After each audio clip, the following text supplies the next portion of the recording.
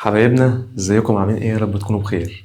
نيجي بقى للفيديو ده. هنتكلم على حاجه اسمها الهايبربوليك فانكشنز.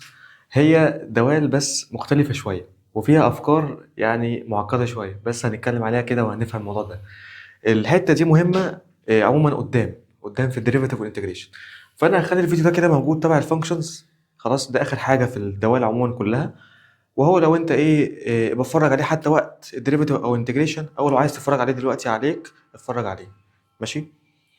طيب فتعالى كده نبدأ أول حاجة. الهايبربوليك فانكشن كل اهتمامها إن هي بتركز على رسمة الإكسبوننشال. يعني الهايبربوليك فانكشنز كلها جاية من رسمة الإي باور إكس الناتشرال إكسبوننشال، أو اللي هو الأويلر، اللي هو العدد أويلر، اللي هو يعتبر 2.7 وشوية أرقام كده، اللي هو الإي. الإي دي هنتكلم عليها بالتفصيل جدا وجات منين وكل حاجة والسيريز بتاعتها والحاجات دي كلها في أول جزء في الليميت. هديلك كمقدمة كده في فيديو الليميت يعني، أو حاجات الليميت. ماشي. لكن دلوقتي انا هركز بس عليها من ناحيه ان هي اكسبوننشال فانكشن عاديه. تمام. طيب، فاول حاجه معاك حاجه اسمها السنش اكس. السنش دي هي عباره عن ايه؟ هي عباره عن هايبربوليك، فبيرمز لها ان هو بيحط اتش بعد الساين، فدي عباره عن حاجه اسمها هايبربوليك ساين. هنكتب القوانين وهنقول جت منين وهنقول كل التفاصيل وهي اتعملت ليه وكل الحاجات دي. ماشي. طيب تعالى الاول نشوف السنش اكس دي عباره عن ايه. هي عباره عن اي باور اكس ماينس اي باور نيجاتيف اكس اوفر 2. طيب بعد كده الهيبربوليك كوزاين او اللي هي الكوش اكس. ماشي. هنا في اكس مثلا. تمام اهو. هتلاقي دي عباره عن ايه؟ عباره عن اي باور اكس بلس اي باور نيجاتيف اكس اوفر 2. طيب تعالى بعد كده نكتب الايه تانش او الهيبربوليك تان اهي. عباره عن ايه؟ عباره عن اي باور اكس. هنا انت ممكن تقول ان عادي القانون ده معاك عادي ان هي سينش على كوتش، او اللي هي الهيبربوليك ساين على الهيبربوليك كوزاين. فهتقول ان هي ده على ده، ال2 هتروح مع ال2، فيبقى اي باور اكس اللي هي انت تبدا بالايه بالهايبربوليك ساين الاول، يبقى اي باور اكس ماينس اي باور نيجاتيف اكس على اي باور اكس بلس اي باور نيجاتيف اكس. خلاص كده. طيب تعالى برضو نتكلم على المقلوبات بتاعتهم. المقلوبات بتاعتهم ان انت بس هتقلب دول عادي. خلاص، انت بقى مش هتفكر في اي حاجه غير ان دي اشكال الاي باور اكس. فتيجي بعد كده بقى لمقلوبات الفانكشنز دي، فهتلاقي مثلا معاك اول واحده السك الهايبربوليك سك بقى، هتلاقي ان هي 1 اوفر الهايبربوليك كوساين. تمام. فهتلاقي ان هي المقلوب دي، فانت بدل ما خليت السك اتش تبقى كده، تبقى 2 اوفر اي باور اكس بلس اي باور نيجاتيف اكس، او ممكن نكتبها على طول بس ان هي 1 اوفر الهايبربوليك كوساين. وبعد كده معاك بقى الكوسيك، بس برضو الهايبربوليك هتبقى 1 اوفر نفس القوانين هي. تمام. الهايبربوليك ساين. معاك الكوتان، الهايبربوليك كوتان هتبقى 1 اوفر التان. تمام. بس برضو ساعات ممكن تلاقي حد مستخدم القانون ده بس هو ضرب هنا في اي باور اكس وضرب تحت في اي باور اكس. لما تضرب في الحاجة وتقسم عليها خلاص انت كده كأنك ضربته في واحد، فمش بيأثر في المسألة خالص. لو جمعت حاجة وطرحتها، يعني لو عملت بلس 5 مثلا وماينس 5، فبلس 5 ماينس 5 بزيرو، أكني جمعت زيرو. فهي الحاجات دي ساعات بتساعدنا في الحل. فالشكل ده هيتحسن شوية معاك، هيبقى عبارة عن ايه؟ هنا دي هتبقى واحد والنيجاتيف زي ما هي. اي باور اكس في اي باور اكس يبقى اي باور 2 اكس. هنا نفس الكلام يبقى اي باور 2 اكس بلس 1. خلاص، فبرضه الشكل ده معاك ممكن نستخدمه. طيب تعالى بقى نتكلم على شوية أمثلة على الحاجات دي.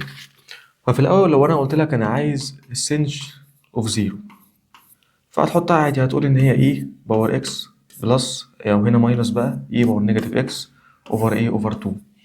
فهتعوض هنا عادي بالزيرو وهنا هتعوض عادي بالزيرو خالص زي ما هي، مش تعمل أي حاجة تانية. فيبقى إي باور زيرو ماينس إي باور زيرو اللي هي 1 ماينس 1 أوفر 2، فهيطلع بزيرو. ماشي.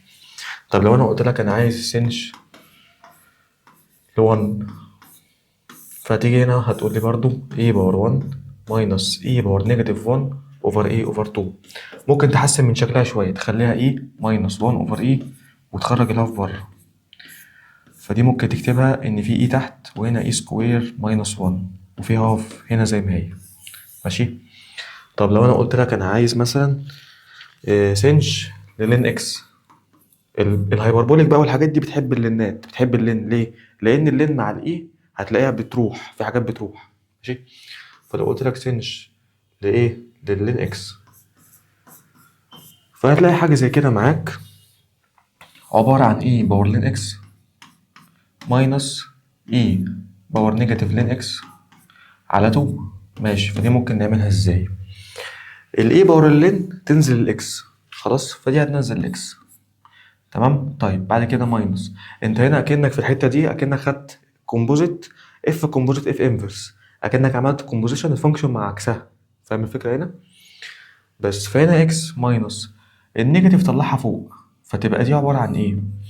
دي عباره عن ايه باور لين الاكس تبقى ايه؟ تبقى نيجاتيف 1 باور نيجاتيف 1، يعني النيجاتيف 1 ده اترفع على الاكس فبقت ايه؟ اللين دي بقت لين 1 اوفر اكس. فانت كل الكلام ده هينزل ب 1 اوفر اكس بس، خلاص، اوفر 2. فهتعمل نفس الحركه هنا، هتبقى هنا تحت اكس اكس سكوير ماينس 1. يعني انت بص اكنك خدت الهاف هنا، يبقى لك الحته دي. وحد الكلام ده، هتوحد ازاي؟ اعمل هنا اكن في 1، خلاص. الكومون دينومينيتور هنا يبقى ايه؟ يبقى اكس، اكنك ضربت ده في ده، وبعد كده بتعمل مقص، خلاص. طيب يبقى اكس سكوير ماينس 1.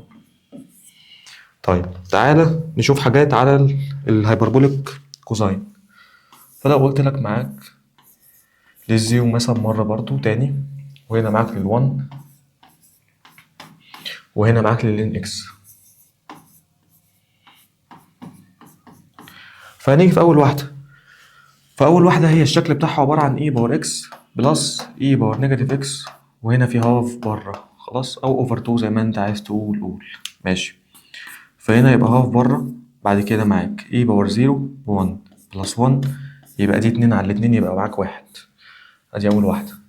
تاني واحدة كوشاين ال1، فيبقى هنا هاف مضروبة اي باور 1 بلس اي باور نيجاتيف 1، فهتلاقي دي 1 اوفر اي، خلاص، وادي اي اهي، وهنا في هاف، فيبقى معاك كده الإجابة هاف، وتحت اي، وهنا اي سكوير بلس 1 مثلا. ماشي. لو انت اتكلمت بقى في كوشاين اللين اكس، فهي برضه هتاخد الهاف، وهنا يبقى معاك كده إيه، او خليها من غير العلامة دي، تشيل دي بقى. هيبقى هنا اي باور لين اكس بلس اي باور نيجاتيف لين اكس، تمام، بالمنظر ده. فدي هتبقى باكس. بعد كده دي النيجاتيف يترفع لفوق يخليها 1 اوفر اكس، فتبقى هنا 1 اوفر اكس، ومعاك هنا هاف زي ما هي. فدي عبارة عن ايه؟ دي تحت معاك اكس، وهنا عبارة عن اكس سكوير بلس 1، وفي هنا هاف خليها كده بس. ماشي كده. طيب تعال نتكلم على التان هيبربوليك تان اهو. لو قلت لك انا عايز التان للزيرو، فممكن حد هتقول يقول لي في قانون مختصر اللي هي اي باور 2 اكس ماينس 1 على اي باور 2 اكس بلس 1. جبته منين؟ رحت قلت السنش على الكوتش دي، تمام، يعني اسامي غريبه ماشي، الهيبربوليك كوزاين، وبعد كده ضربت في اي باور اكس فوق وتحت عشان يبقى الشكل سهل شويه، ايه، اعرف احل على طول. طيب فهنا اي باور 0 ب 1 1 ماينس 1، وهنا اي باور 0 ب 1 1 بلس 1 2، يبقى 0 اوفر 2 يبقى 0 بس. ماشي. ممكن حد يروح يجيب السنش بكام والهيبربوليك كوزاين بكام وشغال برضه، مش مشكله. طيب لو انا قلت لك هيبربوليك تان ل 1، فهتقول لي كده، هتقول لي دي عباره عن ايه باور 2 ماينس 1 على ايه باور 2 بلس 1. ممكن حد يفكها فرق بين مربعين، ايه ماينس 1 في ايه بلس 1، مش هتفرق هنا، ملهاش لازمه. طيب تعالى بعد كده، لو انا قلت لك عايز هيبربوليك تان دي ان ماشي للين اكس، فهنا هتقول ايه؟ هتقول كده ايه باور 2 لين اكس، فال2 هتترفع، واخد بالك من دي؟ ابص كده اهو، هتقول ايه؟ هتقول ايه باور 2 لين اكس، معاك بعد كده ماينس 1، وهنا ايه باور 2 لين اكس، خلاص، بس معاك هنا بلس 1، فال2 هتترفع في الناحيتين، واللين هتشيل الاي، فيبقى كده اكس سكوير ماينس 1 على اكس سكوير بلس 1 بس. يعني شغال ماشي. بعد كده انت ممكن كنت مثلا تقول لي ايه؟ تقول لي مثلا الكوش للين 5 مثلا، اهو لو انا قلت لك الكوش اكس بس هنا خليتها لين 5. خلي بالك على الآلة في الكلام ده مكتوب.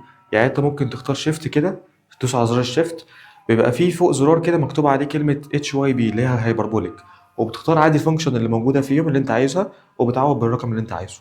ما فيهاش اي مشكلة يعني. تمام. فدي زي ما قلنا عبارة عن هاف اي باور اكس بلس اي باور نيجاتيف اكس. فهنا هتعوض بلين 5، فهتلاقي دي بقت لين 5 ودي بقت نيجاتيف لين 5. فدي أصبحت إيه؟ أصبحت دي 5 زائد 1/5 وعلى 2. 5 و5 على 2، شوف بقى تطلع بكام. تمام. طيب تعالى نرجع للرسومات بقى. هكلمك عن الرسومات كده واحدة واحدة وأقول لك كل واحدة جت إزاي. ماشي. تعالى نبدأ برسمة الكوشاين. رسمة الكوشاين جاية منين؟ هي الفكرة كلها في التعريفات اللي أنت كتبتها. القوانين دي هي اللي هتعمل بيها كل حاجة. تمام.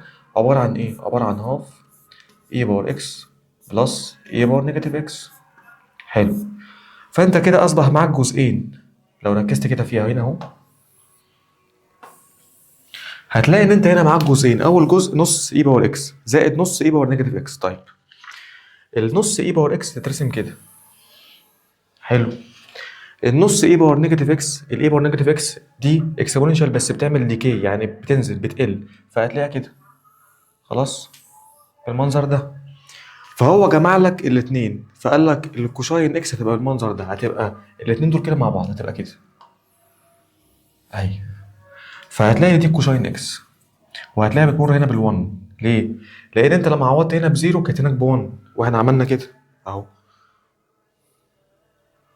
اهو دي لما عوضت هنا في كوشاين زيرو طلعت 1 بلس 1 اوفر 2، لما احنا هنا عوضنا طلعت ب1. فهو ده الكلام اهو.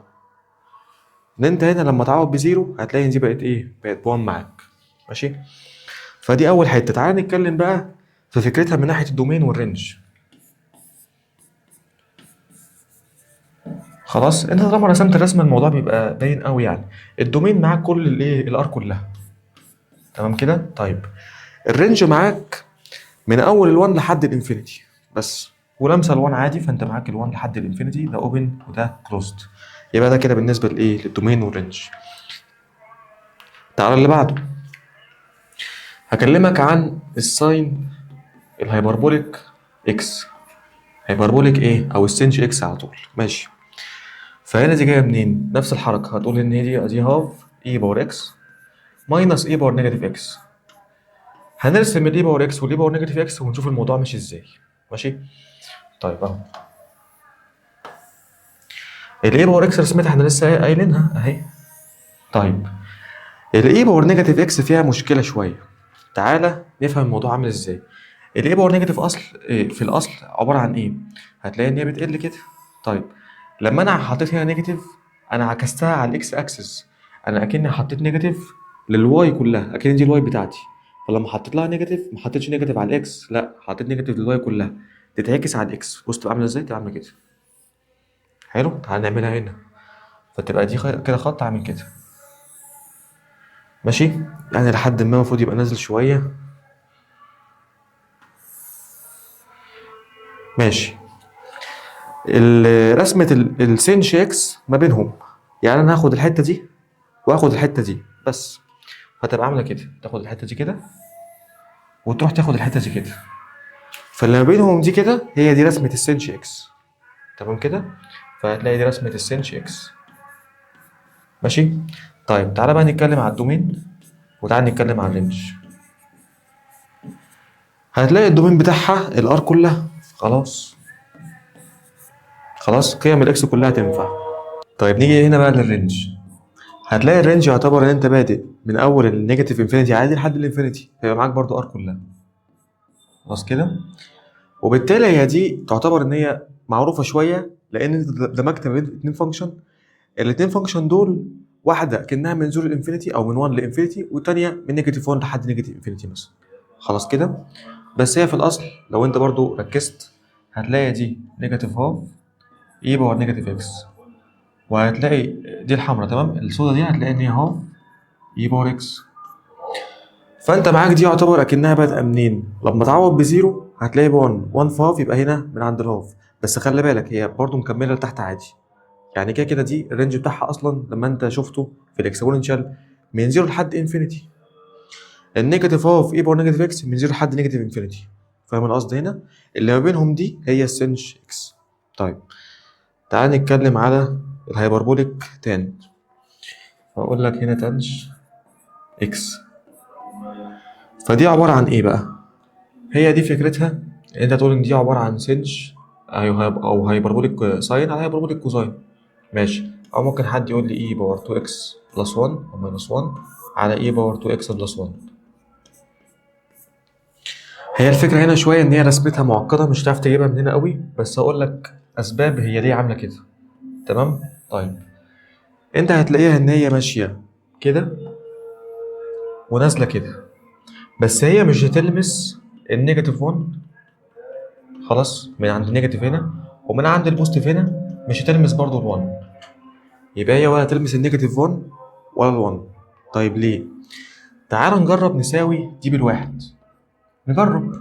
يبقى معاك اي باور 2 اكس ماينس 1 بيساوي اي باور 2 اكس بلس 1، يعني وديت ده الناحيه التانيه، فهتلاقي ده راح مع ده. فهل يعقل ان تلاقي ان النيجاتيف 1 بيساوي ال1؟ لا. فهي دي مشكله الفانكشن هنا، ان هي مش هينفع تلمس النيجاتيف 1 عشان الحركه دي ولا عشان ال1، مش تلمسه برضه. تمام كده؟ طيب فنيجي هنا نتكلم برضه على الدومين وعلى الرينج. هتلاقي ان الدومين هنا الار كلها عادي. تمام. طيب هتلاقي الرينج معاك عباره عن ايه؟ الرينج معاك عباره عن ان هي من نيجاتيف 1 لحد ال1 ومش لمساهم، فهتلاقي ان هي من نيجاتيف 1 لل1 ومش لمساهم.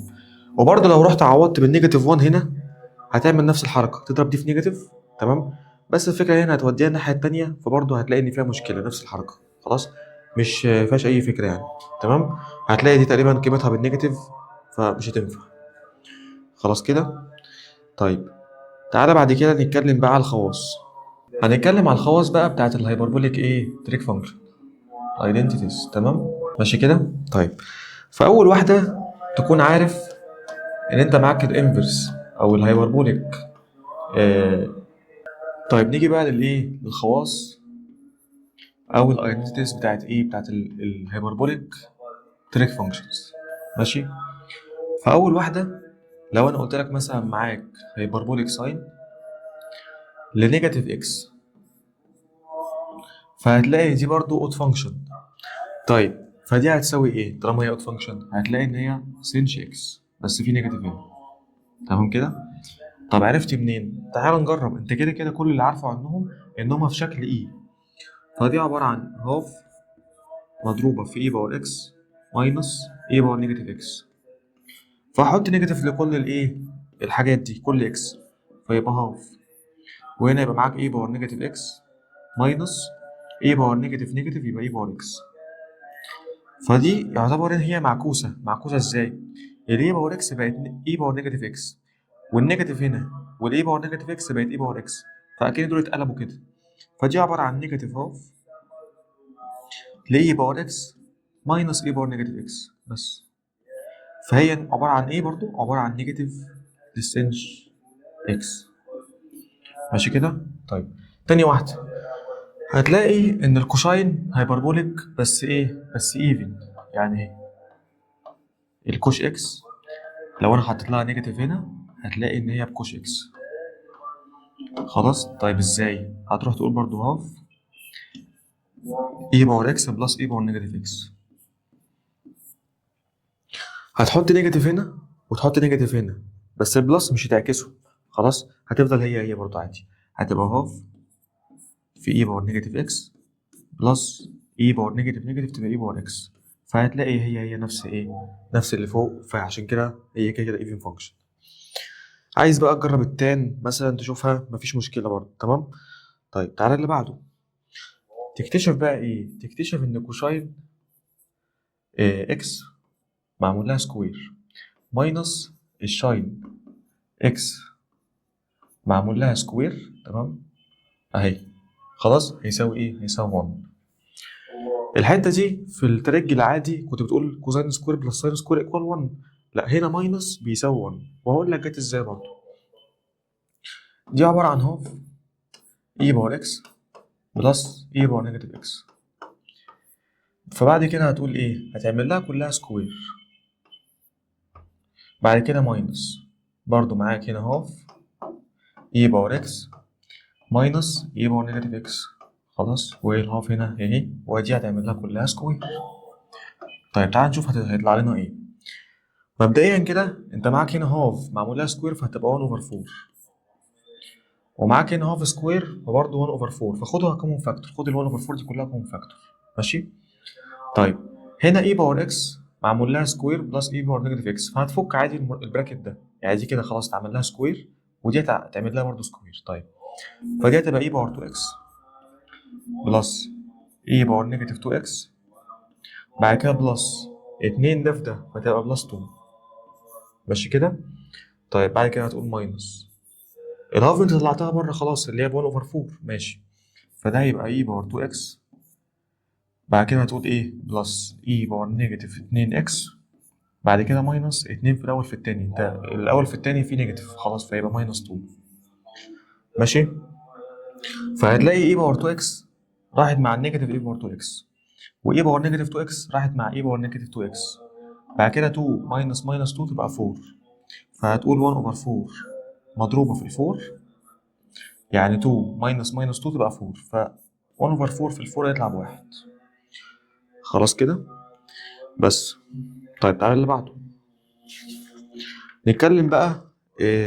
احنا برضو ممكن خلي بالك نستفاد من كذا حاجه كمان. انا قلت لك انت معاك هيبربوليك كوساين سكوير ماينس هيبربوليك ساين اكس سكوير. خلاص السكوير الاكس يعني تطلع ب 1، فدي انت ممكن تفكها الاتنين براكت عشان دي اكنها فرق بين مربعين، هتفكها كده كوساين اكس ماينس سينش اكس. ماشي اهي، مضروبه في ايه؟ في كوساين اكس بلس سينش اكس، وهتلاقي ده معاك بيساوي ايه؟ بيساوي واحد. خلاص. برضه انت ممكن تروح تودي ده الناحيه التانيه وتقول نفس الحركه هناك، تقول ان هو كونجيجيت في فيديو التريج لو فاكر. هتقول ايه؟ هتقول ان انت معاك كوساين اكس بلس سينش اكس بيساوي ايه؟ بيساوي 1 اوفر الكوساين اكس ماينس الشاين اكس اهي. تمام. فهتلاقي ده كونجيجيت لده، يعني انا لو عايز اوصل لده اروح اضرب في ايه؟ في العكس بتاع ده، يعني تبقى كوساين بلس شاين. خلاص اهي تعال نشوفها. تضرب هنا في كوساين بلس شاين عادي، وتضرب هنا في نفس الكلام، فانا كده ما عملتش حاجه في الايه؟ في السؤال. وهتعمل تعادي فرق بين مربعين فهيطلع بالقاعده اللي معاك يطلع بواحد، فيبقى هي. تمام. طيب تعالى اللي بعده. بقول لك ان انت لو قسمت الرول دي على كوساين سكوير فيطلع 1 ماينس التان الهايبربوليك سكوير اكس بيساوي ايه؟ انا قسمت على كوزاين خلاص او الكوشاين، يعني فيبقى 1 اوفر الكوشاين، فيبقى على طول سك، فيبقى هنا هيبربوليك ايه؟ سك معمول لها سكوير. خلاص كده. نفس الحركه برضو انت ممكن تقول ان في كونجيجيت هنا 1 ماينس تان 1 بلس تان، فممكن توديها الناحيه التانيه برضو تقول ايه؟ تقول كده ان معاك ال1 بيساوي التان هيبربوليك للاكس بلس السك هيبربوليك للاكس. خلاص. ممكن برضو تعمل نفس الحركة بتاعت الفرق بين مربعين هنا اهو، تقول دي عبارة عن 1 ماينس التانش اكس مضروبة في 1 بلس هيبربوليك تان للاكس. تمام كده. طيب تعالى نقول ايه تاني مثلا. نتكلم على الجمع بتاع الزوايا. خلاص تعالى نشوف لو انا قلت لك معاك سنش لاكس بلس واي، فهنا انت بتقول ايه؟ انت في الرول العاديه هناك كنت بتقول كوزاين ساين بلس ساين كوزاين ونفس الاشارات، هتعمل نفس الكلام هنا مفيش اي فرق. فيبقى معاك هنا ايه؟ هتقول مثلا سين شاهي اكس، بعد كده الكوشاين واي بلس سين واي، بعد كده كوشاين اكس. فانت لو عايز تمشيها بالنغمه ماشي، ساين كوزاين كوزاين ساين، حط الاتشات والاكسات والكلام ده كله. تمام. طيب برضو انا ممكن اقول لك هي جت منين من ناحيه الاي.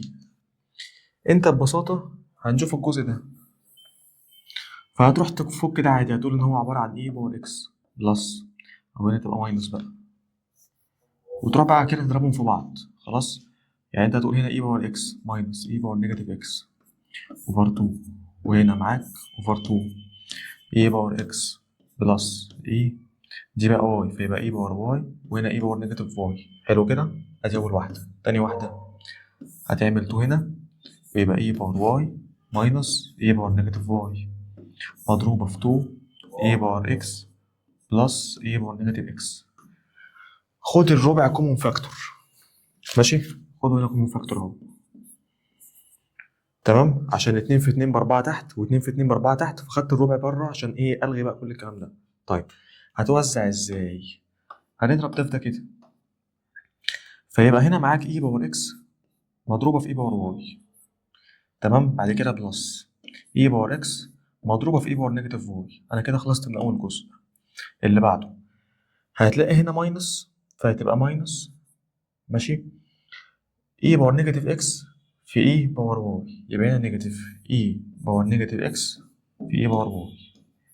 بعد كده ماينس اي باور نيجاتيف اكس في اي باور نيجاتيف واي. ادي كده اول جزء. تعالى نكتب جزء تاني تحتيه، فيبقى اي باور واي تمام في اي باور اكس. بعد كده بلس اي باور واي في اي باور نيجاتيف اكس. حلو.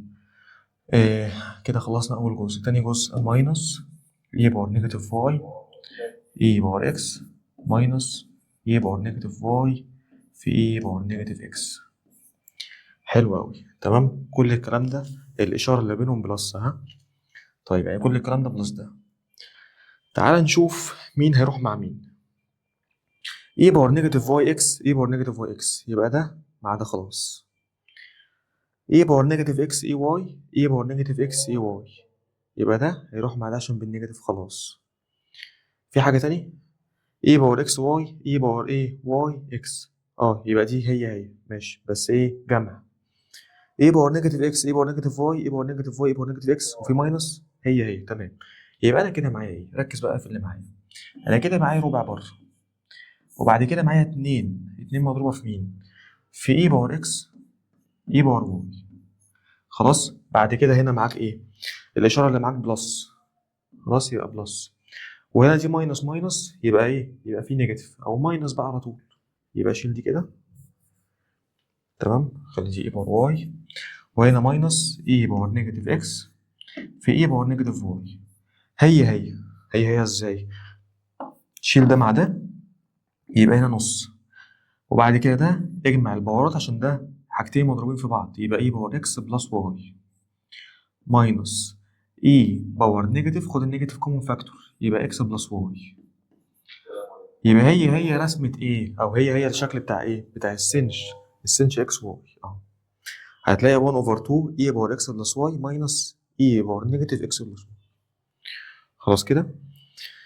نفس الكلام بقى، نفس الكلام في ايه؟ في الكوشاين، كوشاين اكس بلس واي. بس هنا تيجي اللعبة بقى. ايه اللعبة هنا؟ هتلاقي دي كوزاين كوزاين ساين ساين. حلو اهو. هيبربولك بقى كله ماشي.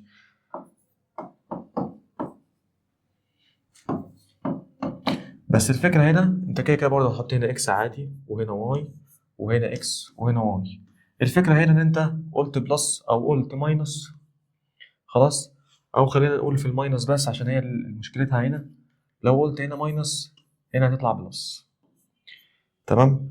او لو قلت برضه بلس هتطلع بايه؟ بلس. يعني في حالتين كده كده. تمام. خلينا نجرب البلس ونشوف برضه عشان نتأكد، عشان ابقى معاك. هتعمل نفس الكلام بالظبط. فتعالى نعمله بس ايه بسرعة. تمام. انت كنت بتاخد ال 1 اوفر 4 كومون فاكتور، عشان هنا دي اكنها على هاف وهاف وهاف وهاف. طيب الكوشاين اكس هيبقى اي باور اكس في ايه؟ ماينس هنا بلس اي باور نيجاتيف اكس، بعد كده مضروبة اي باور ايه؟ باور واي. وهنا برضو بلس اي باور نيجاتيف واي. بعد كده معاك بلس هنا يبقى اي باور اكس ماينس اي باور نيجاتيف اكس، وبعد كده معاك اي باور واي ماينس اي باور نيجاتيف واي. طيب فبص بقى، معاك هنا اي باور اكس في اي باور واي، وهنا اي باور اكس في اي باور واي، يبقى معاك اتنين منهم. تمام، يبقى كده دي هتطلع لك اتنين اهو، اي باور اكس اي باور واي. ماشي. طيب بعد كده معاك هنا اي باور نيجاتيف اكس في اي باور واي، هتروح مع مين؟ مع النيجاتيف بتاع اي باور نيجاتيف اكس اي باور واي، فهتلاقي كده ان دي هتشال مع دي عشان هنا في نيجاتيف. نفس الحركه هناك، هتلاقي ان الاي باور نيجاتيف واي مع الاي باور اكس، هتلاقي اي باور نيجاتيف واي مع الاي باور اكس بس قبلها نيجاتيف، هتشيلها، فده كله هيتشال. طب هيبقى لك ايه؟ هيبقى لك اي باور اكس واي بلس الاي باور اكس برضو دوت او مضروبه في الواي. خلاص، عشان كده انا كنت كاتب اتنين في الاول. ماشي، شيل دلوقتي الاتنين دي ملهاش لازمه اهو. فيبقى معاك المنظر ده. بعد كده يبقى معاك ايه؟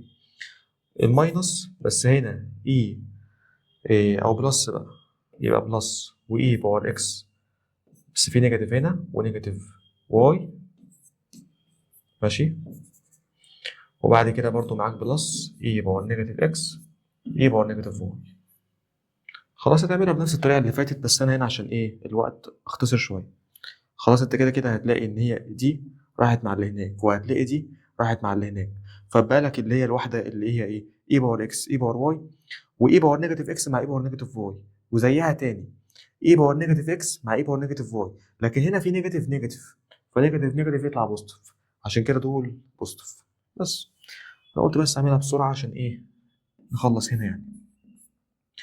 فدي ربع، وهنا حاجتين متكررين هم، فهتبقى هنا اكنك ايه، هتاخد الاتنين بره، يعني اجمع دي يبقى اتنين من الحته دي، وتجمع دي يبقى اتنين من الحته دي، فتيجي هنا الاربعه مع الاتنين يبقى لك نص تحت، وبعد كده تبقى اي باور ده وده جمع يبقى اكس بلس واي، وهنا بلس اي باور نيجاتيف اكس بلس واي. فدي هي رسمة، برضو رسمة هي دي القانون بتاع ايه، بتاع الكوساين اكس بلس واي، فبيطلع بلس عادي، مش زي هناك في التريج لما قلنا ايه، ده بلس يبقى ده ماينس وعكسنا الاشارات. ماشي كده. بس انا عمال اقول رسمة رسمة عشان في هنا حاجة في بالي مهمة. في التريج انت كنت بتتكلم على التريج فانكشنز كلها من ناحية اليونت سيركل اهي، سيركل الراديوس بتاعها واحد، فكنت بتقول ان هنا عند اي نقطة في السيركل دي عبارة عن كوزاين سيتا وساين سيتا اللي هي الاكس والواي. خلاص، بس ده الشكل ايه، ده اكنه الشكل الريكتانجولر اللي هو الشكل بتاع الكارتيزيان العادي اللي هو ايه، معاك هنا اكس واي عادي. تمام. طيب بس هنا في تحويله ليها حاجه اسمها البولار فورم اهي، معاك ده الار ومعاك دي السيتا، فممكن تقول ار كوزاين سيتا، بص اللي هتنزل عليه الزاويه اللي هتنزل عليه يبقى اكس ايه كوزاين سيتا. الحته دي مهمه قوي اصلا في الميكانيكس في التحليل، لما تعمل ريزوليوشن للحته دي يبقى ار كوزاين سيتا ار ساين سيتا. لو قلت لك الار بواحد يبقى دي بقت واحد كوزاين سيتا، ودي بقت واحد ساين سيتا. حلو قوي. فمنها جيت ايه، جت فكره ان انت معاك هنا اكس وهنا واي، فهتقول ده عباره عن رايت انجل تريانجل، فمعاك ان اكس سكوير بلس واي سكوير ايكوال 1. وبدانا بقى كل التفاصيل بتاعت ايه، بتاعت التريج، اول قانون كوزاين سكوير بلس ساين سكوير والكلام ده كله. طيب ده بالنسبه للتريج العادي. معاك بقى الهايبربوليك، عملنا فيه ايه؟ الهايبربوليك جاي من فكره البارابولا. بص، الهايبربوليك عباره عن رسمه بارابولا. رسمه بارابولا ازاي؟ انت بتقول لي ان انت معاك في القانون الاولاني اللي هو كوساين سكوير ماينس شاين سكوير ايكوال 1، فالكوساين هنا اسمها اكس، سميها اكس سكوير ماينس واي سكوير ايكوال 1، فهتلاقي ان اكس سكوير بتساوي 1 بلس واي سكوير. خلاص، فدي اكنها على رسمه ايه، لو انت خدت سكوير روت للطرفين فهتلاقي ان اكس بتساوي سكوير روت لحاجه 1 بلس واي سكوير. هي دي برضو على شكل الروت اكس، يعني من الاخر لما انا بقول لك الواي بتيكوال اكس سكوير، دي رسمتها عامله ازاي؟ دي كوادراتيك هتلاقيها عامله كده. طيب لو انا عكستهم لك قلت لك ان انا معايا الواي سكوير ايكوال اكس، هتقول لي انا بدلت الاكس مع الواي، فبدل ما هي باصه لفوق باصه يمين للجنب بس. حد يقول طب هي ليه مش باصه كده؟ البصه بتاعت كده بالبارابولا يبقى بالنيجاتيف، يبقى هنا دي نيجاتيف. خلاص تلاقيها ان هي عامله كده عادي. فالمهم ان انا مهتم بالجزء ده. الجزء ده هي اللي جيت منها فكره ايه الهايبربوليك كلها. هتلاقي ان في واحده معاك عامله كده، وعشان دي ليها بوزيتيف ونيجاتيف في الحلين هنا، فهتلاقي تانية عامله كده. يبقى تعالى بقى نتكلم بالتفصيل عن الرسمه دي. يبقى انت كده معاك الرسمه اهي، اتنين بارابولا، واحده كده اهي والتانية كده. انا هشتغل على اي واحده فيهم. فبيقول لك ايه؟ بيقول لك ان انت لو خدت خط كده اهو، بس الخط ده المفروض يلمس هنا يعني، ماشي. طيب بتلاقي بقى ايه؟ بتلاقي ان دي الحته دي عند النقطه دي معادله في البارابولا دي. المعادله اللي في البارابولا دي عباره عن ايه؟ عباره عن كوشاين اكس مثلا وشاين اكس. خلاص عادي خالص. فهنطبق نفس الحركه بتاعت ايه؟ بتاعت فكره التريج. فمن هنا جت اصلا الفكره كلها، ان انت معاك ان اكس سكوير ماينس الواي سكوير بيكوال ايه؟ 1. فخلي بالك عشان دي النظام بتاعها او ده السيستم بتاع الحته دي. فمنها جه اول قانون اللي هو الكوساين سكوير اكس اللي احنا استخدمناه ماينس الشاين سكوير ايكوال 1. واقسم بقى على شاين، اقسم على كوزاين، هيطلع لك كل قوانين التريج بس الهايبربوليك. تمام. طيب تعال نتكلم مثلا برضو لو انت اتكلمت على الدبل انجل والهاف انجل والحاجات دي، نفس الحركه هنا، نفس الكلام في الهايبربوليك عادي، مفيش اي مشكله. ماشي. طيب تعال ننهي بالانفرس هايبربوليك. هتكلم بس ايه من ناحيه الرسومات برضو، وكان ملحوظه مهمه وخلاص. طيب الانفرس هايبربوليك فكرته في ايه؟ تعال نبدا الاول مثلا برسمه الانفرس شاين بقى اهو، الهايبربوليك ساين بس انفرس. هتعمل نفس الكلام، نفس الحركه اللي عملناها الفيديو اللي فات. هتسمي دي واي، وتروح تقول كده ان سنج الواي بتساوي اكس. هي دي كطريقه ماشي، بس انت هتغلب شويه. دي عباره عن اي باور واي بلس اي باور نيجاتيف واي وهكذا. بس هي بمعنى اخر ليها شويه قوانين تانيين هنثبتهم. بس تعالى نتكلم عن الرسومات الاول. هتلاقي رسمه الشاين دي الانفرس هتلاقيها عامله كده. هي هناك التانية برضو لو انت عارف من ناحيه تانية، من نظره تانية، ان هي كانت هناك عامله ازاي. كانت واحده عامله كده وكده. لما انا قلت لك ايه؟ ادي الاي باور اكس وادي الاي باور نيجاتيف اكس، وهي ما بينهم. فلو انت رحت على الرسمه دي، الفرق بينهم ايه؟ ان هم معكوسين على الاوريجن. فانت لو خدت واحده كده اهو، هتلاقي ان هي مقسومه على خط الاوريجن، والثانيه اهو تمام، اللي هي الخط ده كده اهو، بص اهي. تمام. المفروض امشي على دي اهي. خلاص انا ماشي عليها دي. فدي اهي بالظبط اهي. تمام. بس فدي هي الايه؟ رسمه الهايبربوليك ساين بس الانفرس. تمام. طيب بتلاقي الدومين والرينج بتوعها بيكونوا الار كلها، ما فيهاش اي مشاكل. حتى هي كلها ايهات، الاي الاكسبوننشال كلها ما فيهاش اي مشاكل. تمام. طيب تعال نتكلم على الكوشاين انفرس. هنسميها هنا واي. برضه ممكن تعمل نفس الحركه، او ممكن تبص لها من ناحيه ايه؟ هي كانت معموله كده وبدأنا عند الواحد. الدومين بقى الرينج والرينج بقى الدومين. يعني انا كنت بقول لك هنا الدومين بتاعها الار كلها، الرينج بتاعها عباره عن ايه؟ من واحد لحد انفينيتي، والواحد معاك كلوزد والانفينيتي معاك اوبن. فالرينج بقى هو الدومين، فبقى من واحد لحد انفينيتي. ادي كده الدومين، الرينج الار كلها. بس حقيقة هنا يعني انت هتلاقي ان هي الرسمة بس عاملة كده، اللي هي معكوسة على خط الاوريجين فقط. فهي دي الرسمة بتاعتك. خلاص التفاصيل دي مهمة جدا، لان التفاصيل دي ممكن حد ينسى الرسومات دي كلها. طب هي جت منين؟ لما تكون عارف اصلها الموضوع بيبقى سهل. بس فهي هنا بقى عند ال1، وهتلاقيها مكملة كده عادي خالص. ماشي. معاك الدومين من 1 لحد انفينيتي زي ما قلنا اهو، من 1 لحد انفينيتي الدومين. تمام. اللي هو معاك فهي كلوزد، الانفينيتي معاك هي اوبن. خلاص انفينيتي كده كده اوبن. الرينج معاك الار كلها.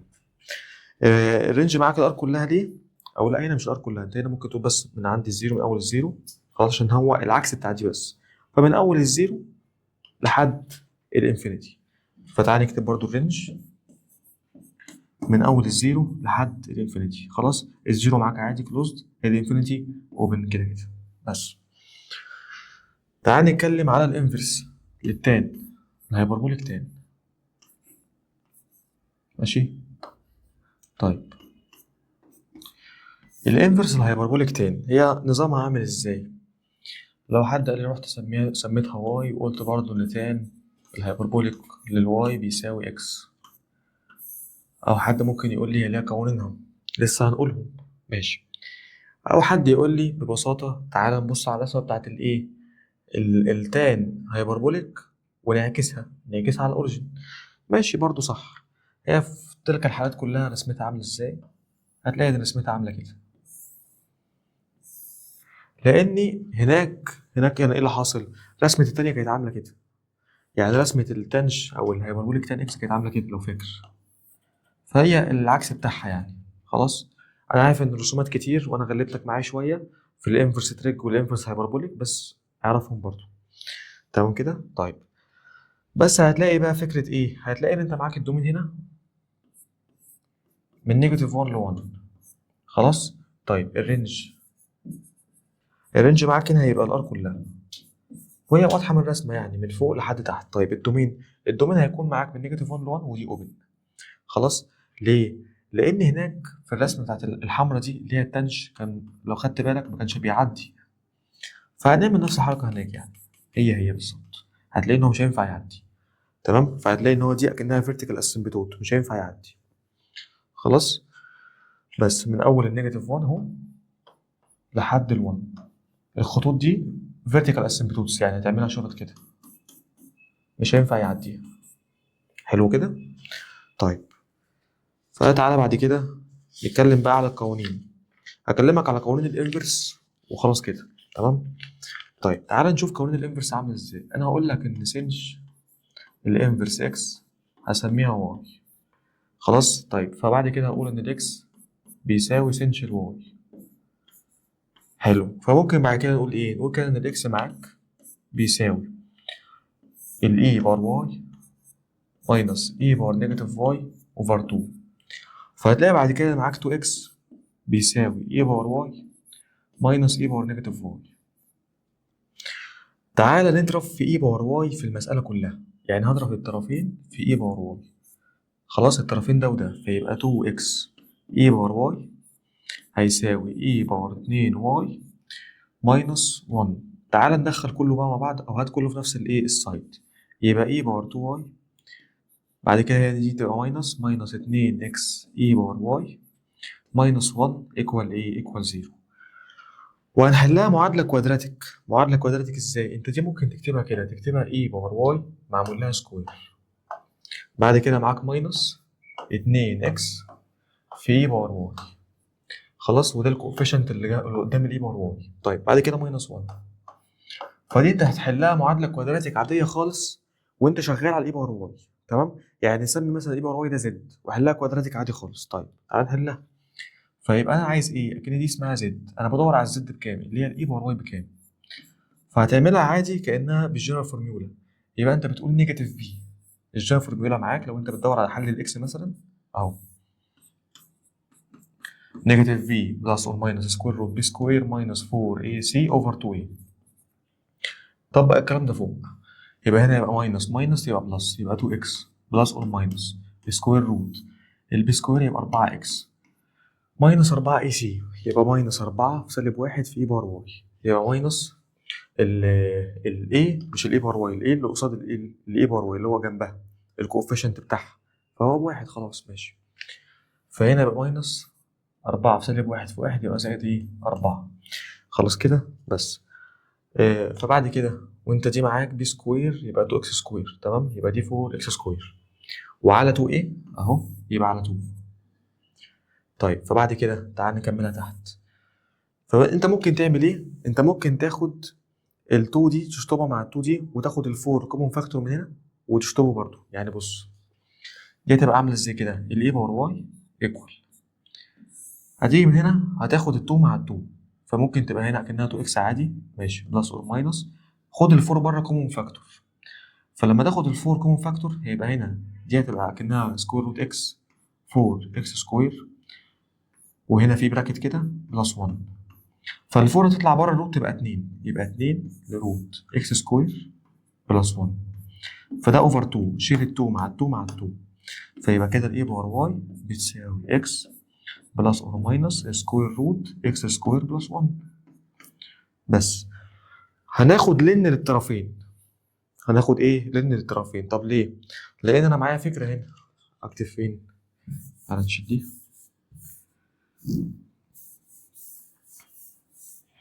طيب لان انا معايا لو قلت لك مثلا لن اكس باور ان بيساوي ايه؟ بيساوي ان لن اكس.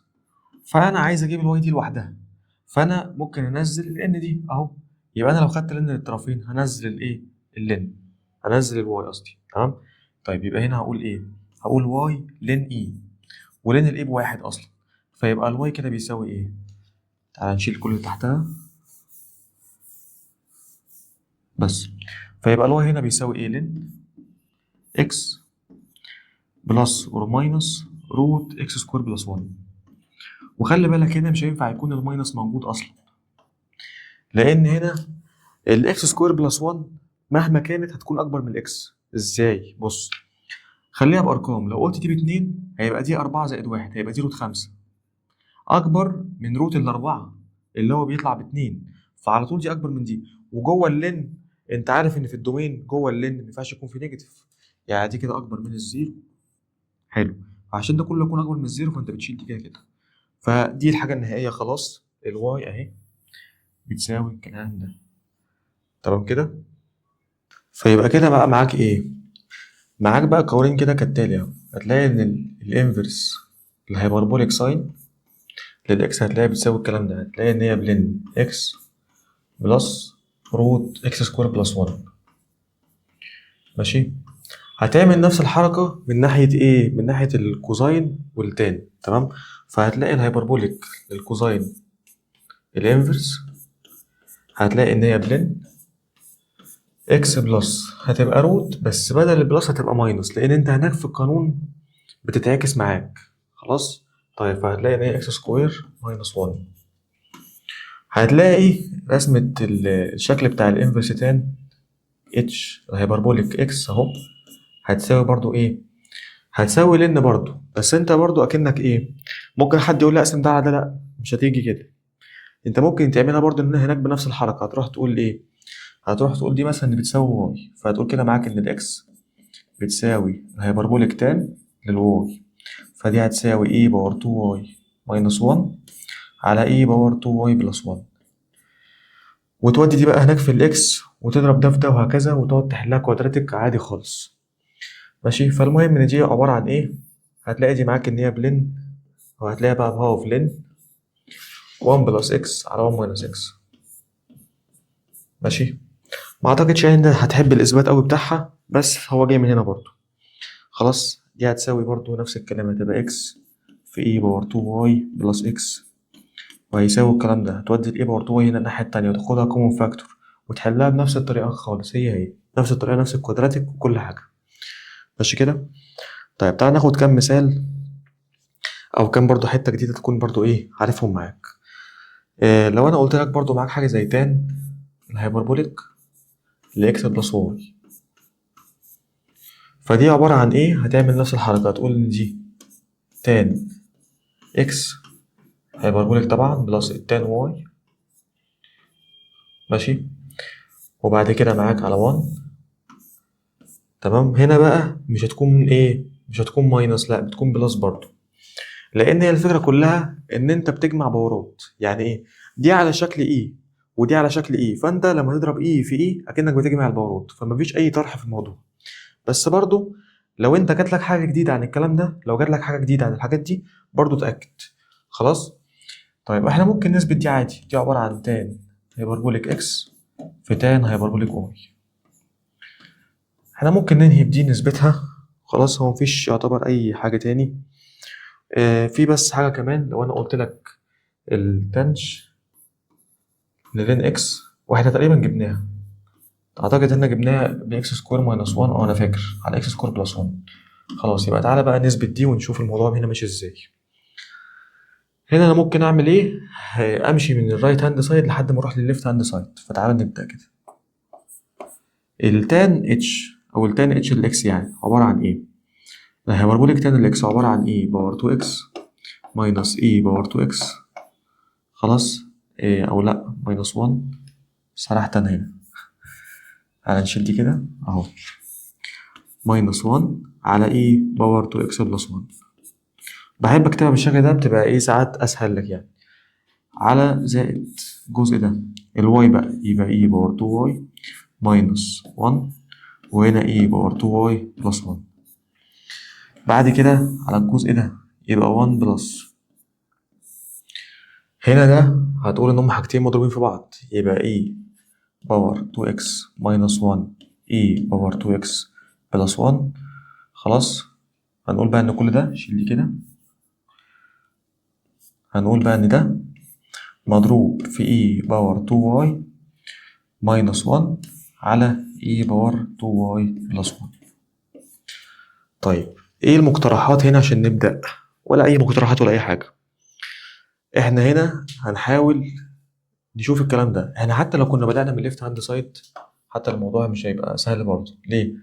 هتروح تقول ان دي اي باور 2 اكس زائد واي ناقص 1، وهنا اي باور 2 اكس زائد واي زائد 1، فأصبح نفس التعقيد. طب تعالى نمشيها واحدة واحدة، نشوف الجزء اللي فوق ده. الجزء اللي فوق ده معاك عبارة عن ايه؟ تحت هيبقى معاك هنا اي باور 2 اكس بلس 1 مضروبة في اي باور 2 واي بلس 1. تمام كده؟ طيب بعد كده تطلع تضرب دي فوق، فيبقى اي باور 2 اكس مضروبة في اي باور 2 واي. بعد كده اي باور 2 اكس في 1 ماشي. بعد كده هتقول ماينس اي باور 2 واي، بعد كده ماينس 1، يبقى ماينس اي باور 2 واي ماينس 1 ماشي. ده كده الجزء ده في ده. طيب انت هتعمل بلس الجزء ده في ده، خلي بالك ماشي. هتعالى نعمله فين؟